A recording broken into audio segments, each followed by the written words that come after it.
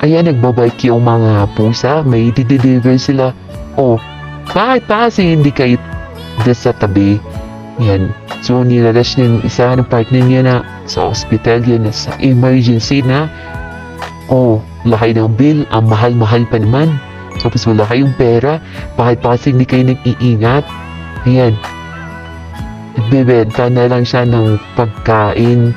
Tapos, yan, nangungutang. Nagko-crochet. Buti pa yung pusa, marunong mag-crochet. Nagbibenta na siya kasi wala na silang pambayad. Yan. Ano yan? Ano yan ay? Nagtibeta ka ng susi? Construction worker. Kawawa naman pusa. Meow, meow, meow, meow. Kung ano-ano yung mga sideline ginagawa niya.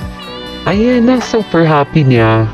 Nakabayad na siya sa doctor's fee and bill ng hospital. Yan. Nana, des accident din, nag-PWD na siya. Kawawa naman, wala na siyang isang paa. Mahirap lang kasi no?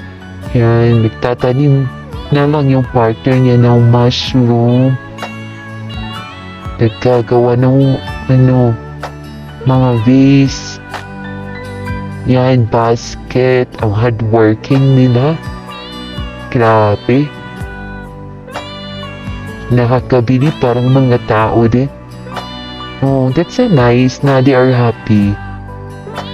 Grabe, kasama talaga kayong magtrabaho. Pati pag-building. Yun, may doktor ng papaloob check-up sila ulit. Chilik na yung nasa operation na. You're happy na kasi napacheck up na.